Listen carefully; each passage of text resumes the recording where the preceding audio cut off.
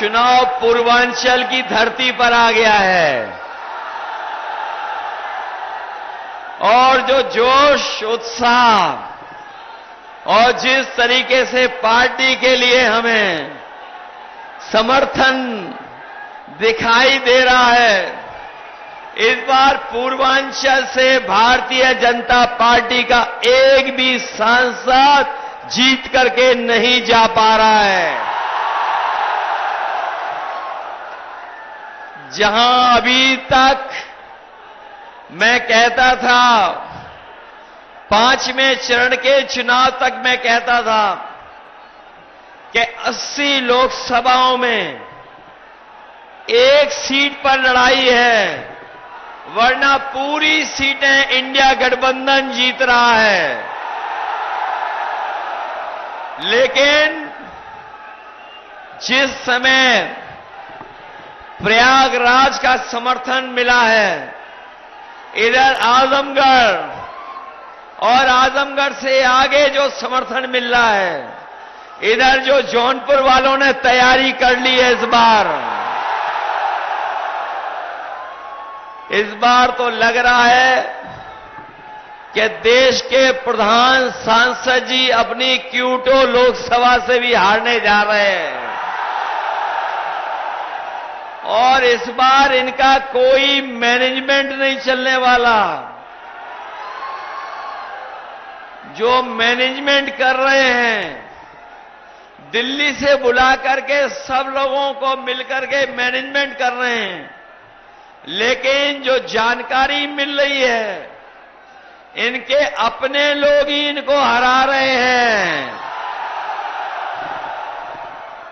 जो लोग 400 पार का नारा दे रहे थे, 400 पार के नारा देने वाले 400 हारने जा रहे हैं।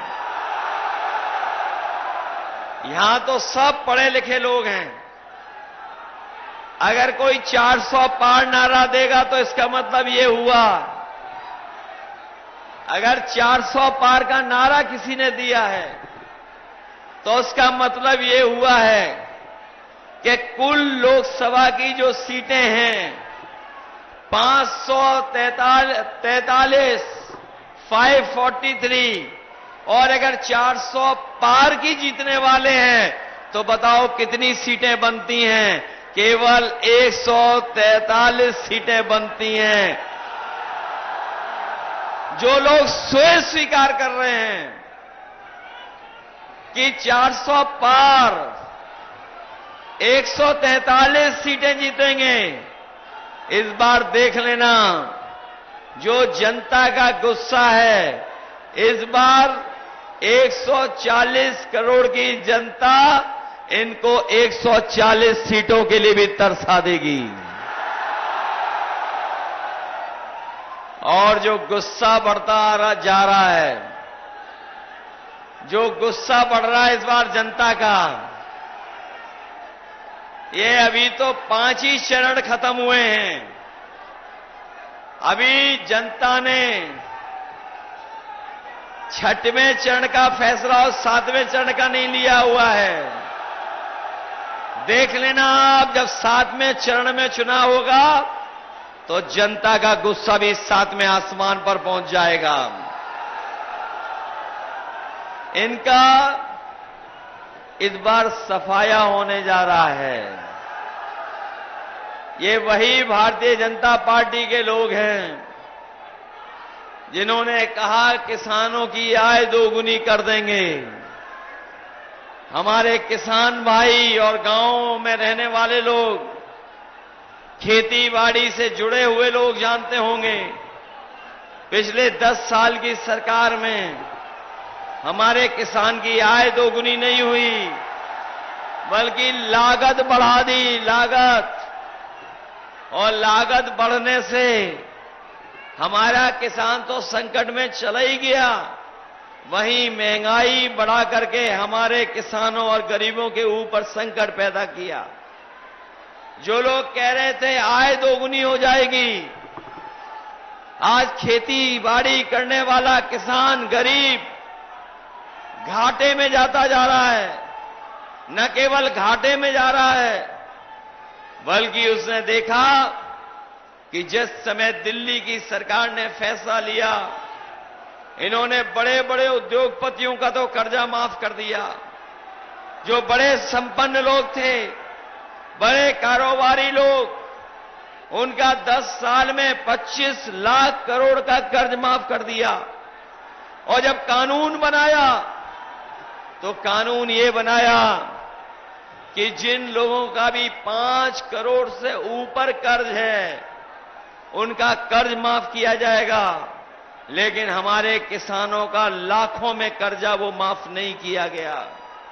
हम अपने किसान भाइयों को, गरीब भाइयों को कह के जा रहे हैं, इंडिया गठबंधन की सरकार बनने जा रही है। अपने किसानों का, गरीबों का पूरा कर्जा माफ करने का फैसला लिया जाएगा। न केवल कर्ज माफी का फैसला लिया जाएगा, उसके साथ साथ हमारे किसानों की फसल की कीमत मिले, उन्हें लाभकारी पैसा मिल जाए, उनकी फसल की कीमत मिल जाए। उसके लिए अगर हमें कानूनी अधिकार भी देना पड़ेगा एमएसपी को लागू करने के लिए, तो किसानों के लिए कानूनी अधिकार दिला करके उनकी फसलों की कीमत दिलाने का काम भी आने वाले समय में होगा। जहां किसान को संकट में डाल दिया, वहीं हमारा बेरोजगार नौजवान जानता होगा, इस सरकार ने उसके भविष्य के साथ खिलवाड़ की है। और ऐसी खिलवाड़ हुई है जिसकी कोई कल्पना नहीं कर सकता था। हमारे युवाओं का, नौजवानों का इन्होंने सपने तोड़ दिए। ये मेहनत कर करके, परीक्षा दे करके नौकरी करना चाहते थे, लेकिन पिछले उत्तर प्रदेश की जितनी भी परीक्षाएं हुई हैं, हर परीक्षा का पेपर लीक करा दिया। और पेपर लीक का परिणाम ये हुआ कि सरकार को सभी परीक्षाएं रद्द करनी पड़ गई। ये हमारे नौजवान जानते होंगे जो तैयारी करके गए, एक परीक्षा रद्द नहीं हुई, सभी परीक्षाएं रद्द हो गई।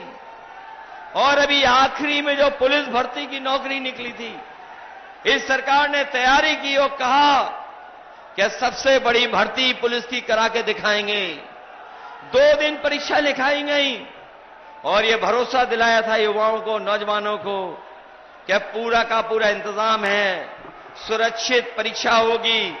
लेकिन जब नौजवान परीक्षा दे करके घर लौटा तो पता लगा पुलिस की भर्ती वाला भी पेपर लीक हो गया। सब पेपर लीक हुए सरकार में, सब पेपर जानबूझ करके लीक कराए गए हैं। याद रखना नौजवान साथियों, ये सरकार वो है जो अपना बुलडोजर तैयार करके रखती है। जब किसी को डराना होता है तो बुलडोजर लेकर के पहुंच जाते हैं। लेकिन जो पेपर लीक हुए हैं, किसी के ऊपर बुलडोजर नहीं चला, ना किसी का घर के ऊपर बुलडोजर चला, क्योंकि पेपर लीक नहीं हुए हैं। इस सरकार ने जानबूझ करके पेपर लीक कराया है, जिससे उन्हें नौजवानों को नौकरी न देनी पड़े। याद रखना नौजवान साथियों, ये केवल नौकरी का सवाल नहीं है। आपके 10 साल में 1/3 जीवन बर्बाद करने का काम इस भारतीय जनता पार्टी ने किया है। 1/3 जीवन।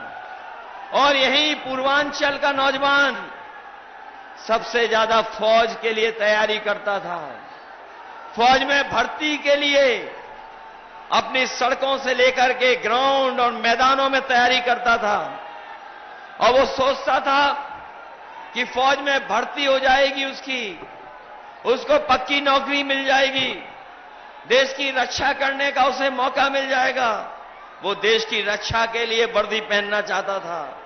लेकिन इस सरकार ने जो फौज की नौकरी थी उसको भी आधू अधूरी नौकरी बना दी। ये 4 साल की नौकरी बना दिया। ये अग्निवीर व्यवस्था लागू कर दी। मैं अपने तमाम नौजवानों को कह के जा रहा हूं कि जिस समय दिल्ली में सरकार बनेगी, ये फौज की आधी अधूरी नौकरी अग्निवीर वाली हमेशा हमेशा के लिए खत्म हो जाएगी। न केवल अग्नि व्यवस्था खत्म की जाएगी, बल्कि फौज की नौकरियों की संख्या बढ़ाई जाएगी। संख्या बढ़ा करके पहले जैसे नौकरी मिलती थी, उसी तरह की फौज की पक्की नौकरी अपने नौजवानों को देने का काम होगा।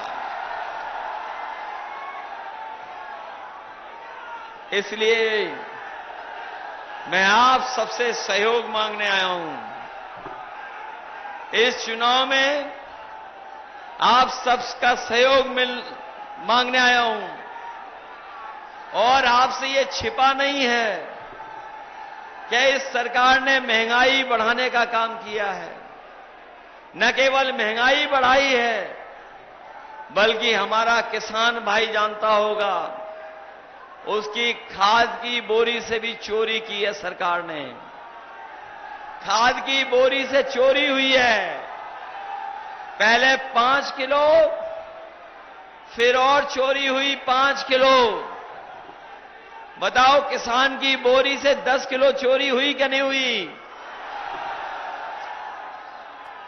न केवल 10 किलो चोरी की, बल्कि हमारे किसानों से जबरदस्ती डीएपी के साथ साथ नैनो यूरिया भी खरीदवाई इन्होंने। और जो नैनो यूरिया खरीदी, उससे ना पैदावार बढ़ी, ना फसलों को फायदा पहुंचा, और बाद में जानकारी हुई कि जिस तरीके से बड़े बड़े उद्योगपति भारत छोड़ करके चले गए, उसी तरीके से नैनो यूरिया बनाने वाले लोग भी भारत छोड़ करके भाग गए। और जो महंगाई बढ़ी है, वो महंगाई की कोई कल्पना नहीं कर सकता है। ये महंगाई जो बढ़ी है, इनके अपने लोगों के मुनाफा की वजह से महंगाई बढ़ी है। जहां इन्होंने डीजल पेट्रोल महंगा कर दिया, वहीं हमारा नौजवान भी जानता होगा, उसकी मोटरसाइकिल भी महंगी हो गई। पहले मोटरसाइकिल 50,000 की कीमत के आसपास आती थी। आज बताओ कितने रुपए की मोटरसाइकिल आ रही है? 1 लाख पार हो गई कि नहीं हो गई? और जब कभी आप बाजार जाते होगे, बुखार की दवाई, पेट की दवाई या सामान्य दवाइयां लेने जाते होगे, बताओ दवाइयां महंगी हो गई कि नहीं हो गई? और पहले हमारा आपका बुखार, जो गोली खाते थे, डॉक्टर गोली देते थे, वो 500 mg की गोली में हमारा बुखार ठीक हो जाता था। लेकिन आजकल सुनने में आ रहा है 500 mg की गोली नहीं, डॉक्टर 650 mg की गोली दे रहे हैं, तब भी बुखार ठीक नहीं हो रहा है। और याद रखना, ये सरकार वही है जिसने हमारे और आपके लिए एक नकली वैक्सीन लगवा के वैक्सीन लगवा दी। कोरोना के नाम पर सबको वैक्सीन लगवा दी। जो लोग नहीं लगाना चाहते थे, उनको भी जबरदस्ती लगवा दी। ये हमारे पुलिसकर्मी हैं, खाकी वर्दी पहनने वाले भाई, सहायक कर्मचारी हैं, इनको भी जबरदस्ती वैक्सीन लगवा दी। और वैक्सीन लग गई, उसके बाद आपको पता होगा कि अब ये जानकारी मिल रही है कि जिन जिन ने वैक्सीन लगवाई है, उनको जान का खतरा पैदा हो गया है, जान का खतरा है। न केवल इन्होंने जान का खतरा पैदा किया वैक्सीन लगवा करके, बल्कि वैक्सीन वाली कंपनी से इन्होंने कमीशन भी वसूला है। आपने पढ़ा होगा, देखा होगा कि इन्होंने इलेक्टोरल बॉन्ड के नाम पर सबसे चंदा वसूल लिया।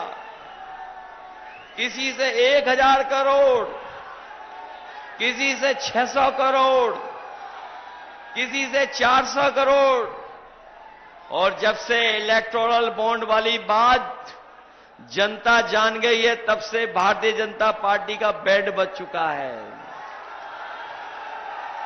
बताओ, इन्होंने इलेक्टोरल बॉन्ड के नाम पर जानबूझ करके दबाव बना करके चंदा वसूला कि नहीं वसूला?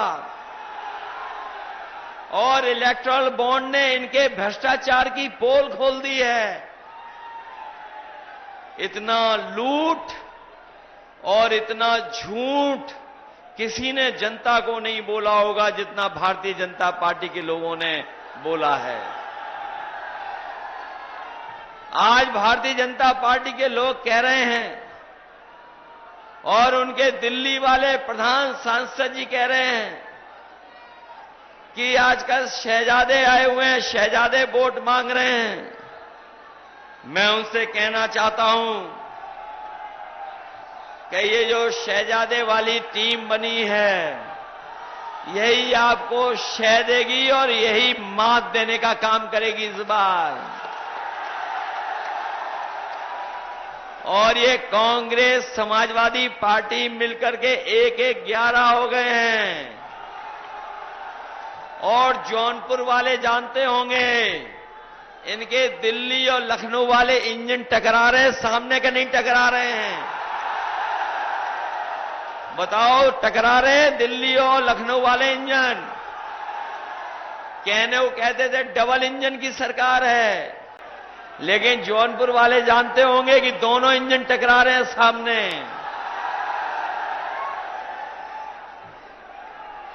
इसलिए हम आपसे निवेदन करने आए हैं कि ये चुनाव केवल हमारे आपके भविष्य का चुनाव तो है ही, लेकिन आने वाली पीढ़ी के भविष्य का भी चुनाव है। ये चुनाव हमारे आपके भविष्य का तो है ही है, लेकिन ये चुनाव हमारे आने वाली पीढ़ी के चुनाव का भी है। जो लोग 400 पार कह रहे थे, उनके मन में था कि वो संविधान बदल देंगे, लेकिन जिस तरीके से वोट पड़ा है और बहुजन समाज के लोगों का समर्थन मिला है, ये समर्थन जो मिला है बहुजन समाज का, मैं ये कह सकता हूं कि जो लोग संविधान बदलने निकले थे, उनको इस बार हम सब मिलकर के बदलने का काम करेंगे। बताओ, संविधान बचाओगे कि नहीं बचाओगे? जहां ये आने वाली पीढ़ी के भविष्य का चुनाव है, वहीं समुद्र मंथन की तरह संविधान मंथन भी होने जा रहा है इस चुनाव में। एक तरफ वो लोग हैं जो संविधान को खत्म करना चाहते हैं, संविधान बदलना चाहते हैं, वहीं दूसरी तरफ समाजवादी पार्टी, कांग्रेस पार्टी और इंडिया गठबंधन के लोग, वो लोग हैं जो संविधान को बचाना चाहते हैं। ये संविधान बचाने की भी लड़ाई है और मैं आपको सावधान करने आया हूं, मैं आपको सावधान करने आया हूं। ये बीजेपी वाले और बीएसपी वाले अंदर ही अंदर हाथ मिलाए हुए हैं। ये बात तो समझ में आ रही होगी कि नहीं आ रही है? कि ये बीजेपी वाले और बीएसपी वाले अंदर ही अंदर हाथ मिलाए हुए हैं। पहले टिकट किसी और की थी। ये जितने भी आपके खिलाफ लड़ रहे हैं, ये जितने भी आपको दिखाई दे रहे हैं,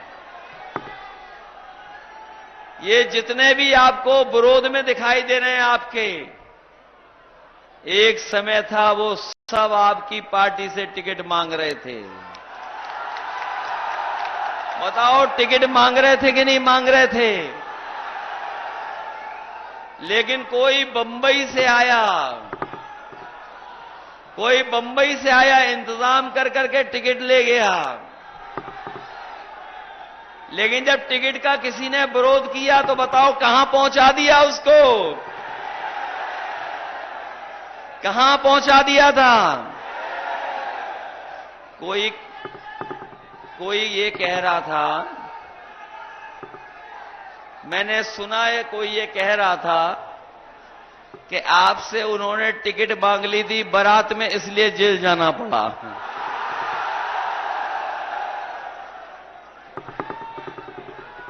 जेल गया कोई और फिर जेल से बाहर आकर के क्या हो रहा है बताओ। ये खेल हम लोगों को समझ में नहीं आता क्या। इसीलिए मैंने कहा कि बहुत सारे लोगों ने अंदर ही अंदर हाथ मिला रखा है। अगर कोई आपको धमका करके वोट लेगा तो डर तो नहीं जाओगे। कोई आपसे मिला जुला करके कुछ लालच दे करके वोट लेना चाहेगा, उसके लिए सावधान हो कि नहीं सावधान हो।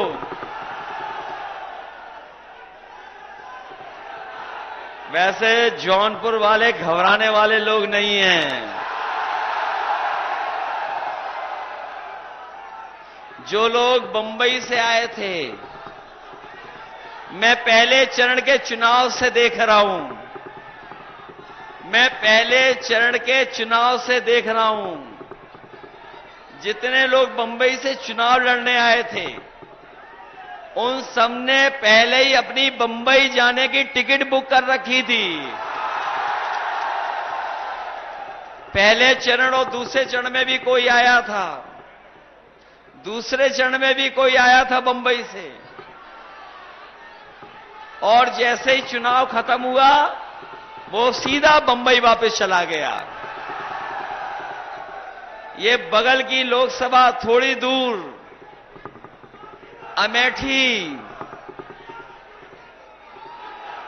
ये अमेठी की लोकसभा के बारे में भी आपको पता होगा, हमारे साथियों को पता होगा कि हमारी पार्टी में एक नेता थे, उनके नाम पर हमें और आपको कितना बदनाम किया गया। हमें आपको बदनाम भी किया, उस नेता पे झूठे मुकदमे लगा करके जेल भी भेज दिया। लेकिन जब वोट चाहिए था तो उस परिवार को मनाने मुख्यमंत्री सामने आ गए। ये अमेठी वाले के बारे में कह रहा हूं मैं आपको, और ये सावधान करना चाहता हूं कि राजनीति में कहां कौन धमका रहा है, कहां कौन मिला हुआ है। जब इन बीजेपी वालों को वोट चाहिए था तो प्रदेश के मुख्यमंत्री जी ने बुला करके, मना करके और भरोसा दिला करके कि आपके पति को हम जेल से छुड़वा देंगे, आप हमारी मदद कर दो। मदद ली, और फिर अभी लोकसभा का चुनाव था तो उन परिवार के लोगों को समझाते रहे, बुझाते रहे, उनकी मदद करते रहे। और इसलिए मदद करते रहे क्योंकि उन्हें चुनाव में वोट चाहिए था। वोट तो ले लिया लेकिन उनकी मदद नहीं होगी, मैं ये बताना चाहता हूं। यहां भी जो खेल चल रहा है जेल जाने का और जेल से बाहर आने का, ये केवल वोट के लिए हो रहा है और कोई दूसरी बात नहीं है।